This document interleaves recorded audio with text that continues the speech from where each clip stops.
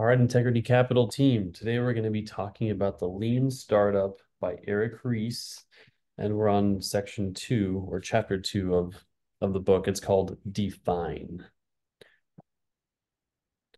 So in this part of the book, it talks a lot about who is an entrepreneur, and then it follows up with some different companies that had fantastic entrepreneurial ideas that led to some of their greatest successes. One thing that really stuck out to me from this chapter was actually a guy named Mark. When they asked who is an entrepreneur, right? So Mark, it kind of verbatim from the book, it says he's a manager for an extremely large company who came to one of Eric Ries's lectures. He's a leader of a division that recently had been chartered to bring his company into 21st century by building a new suite of products designed to take advantage of the internet. And so Mark works for a big company. Now, sometimes there's this notion of, oh, I work for a big company. I'm not really entrepreneurial because I have to own a company to be an entrepreneur. But that's not always true. You can also be an entrepreneur if you have the following prerequisites nailed: proper team structure, good personnel, strong vision for the future, and appetite for risk taking. So when you think of an entrepreneur, you don't have to have your own business or own your own business or raise capital to begin a business. You can be an entrepreneur within your own organization. And I think a lot of that does come down to a vision for the future, what you're trying to accomplish, and also just having the right team with good personnel. And I think the biggest thing here is that appetite for risk taking, because sometimes you just never know what's going to happen on the other end. It could be either fantastic or it could be a successful failure. So I thought that was a really unique example in the book there about Mark and how he works for a big company, but he's also able to be entrepreneurial within it. So what is a startup? A startup is a human institution designed to create a new product or service under conditions of extreme uncertainty. And that came from the book. It's really to create a new source of value for your customers, designed to confront situations of extreme uncertainty. So when you think about it, when you when I was younger, I started up a bike repair shop in my parents' driveway, and I didn't even know how to fix a bike. I just kind of like sat out there and I just put a sign up that said, "I'll fix your bike." And people would show up and they'd give me their bikes and I'd act like I knew what I was doing, kind of like play with the wrench for a couple minutes and be like, "Your bike's fixed. That's gonna be $10." And and I'll never forget one guy came back and he's like, "Hey, you didn't really do anything and I paid you $10. Like, can I get my money back?"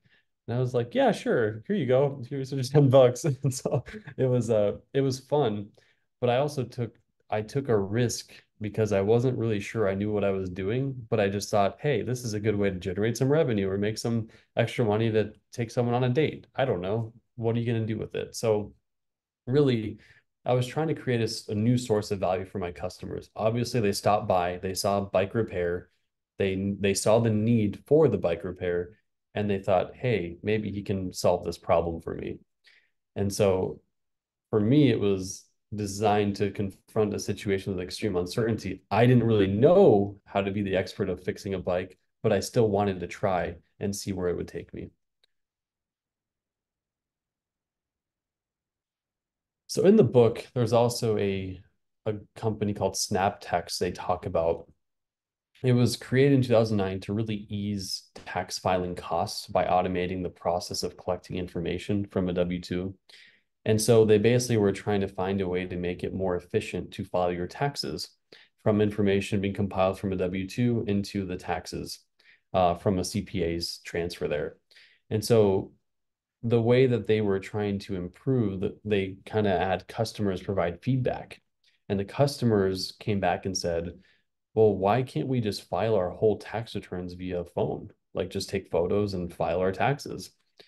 And so what SnapTax did was they came up with a solution. It wasn't quite exactly what the customers asked for, but it was close, and they rolled out a minimum viable product which ended up getting them 350,000 signups in 1 month.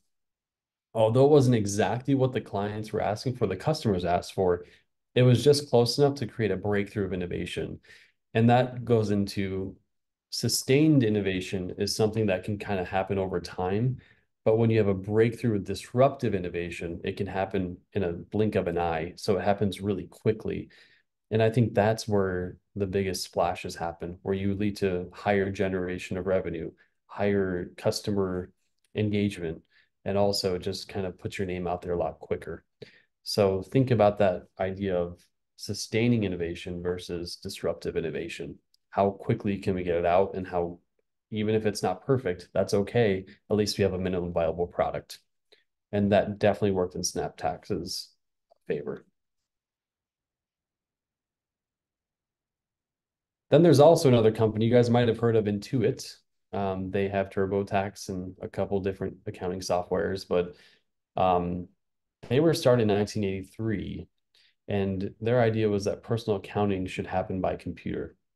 And as they were kind of as they were kind of an innovation sustainability model where they were kind of slowly innovating, they still managed to fend off giants like Microsoft and those big companies that would like to acquire them as they see them as a risk.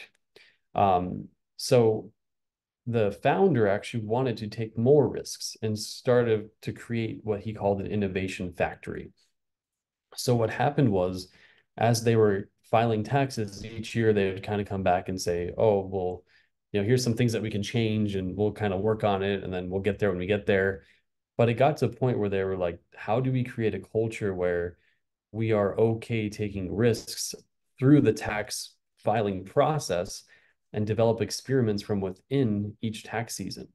And it got to a point where they developed 500 experiments per tax season, and that led them to TurboTax as the number one key to online tax filing.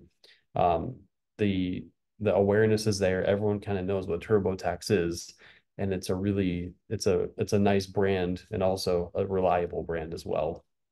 And it solves problems in the market. So think about it, from 1983, it took them till now to become TurboTax, where if they had that innovation factory culture earlier, it could have maybe expedited that process much faster. Um, we also don't want to ignore technology advancements too. So in the book, we talk about the three key parts of a startup. So kind of as we go through the rest of this novel, it's going to go through vision, steer, and accelerate. We're currently now in the vision part, and then we'll kind of continue to move forward here into the steer, and then the accelerate would be last. But really, when you look at this and you sum it up, you want to realize something new is needed in management thinking. If we have a good culture from within when it comes down to innovation, thoughts, bringing in ideas to the table, trying something new, risk taking, it just kind of breeds more and more creative thinking and also new methodologies. Leadership requires creating conditions that enable employees to experiment. If it's tough, and I know that we get that notion of the big company. Are you an entrepreneur if you work for a big company? Because some big companies don't really encourage entrepreneurship, where it's, hey, we have our best practices, this is what it is, and you got to follow directions, or that's kind of what it is. You don't really have you don't have many flexibility there. So just having that environment where people can experiment and really try something new and fail a few times, it's like fail forward. It's okay to fail, but as long as you learn something and you build something from it, that is the conditions you want to have in the culture. And then also putting in the culture and systems so that teams can move and innovate at the speed of the experimentation system. Think about the TurboTax, 500 experiments within a tax season. I mean, if you think about how long a tax season is, it's not that long. And they were able to do 500 different experiments within that time period. So that was pretty eye-opening and pretty exciting to hear when I saw that. Um, Now, I'd like for us to discuss some questions together here as we kind of think about innovation. And when we think of defining, I'd love to kind of learn more stories about what you guys have experienced, what you guys have done, and different things that you've experienced as far as your entrepreneurial journey. And it could be examples from here, from the past, really anything. So I just put some of these questions together here, thought we could explain them together.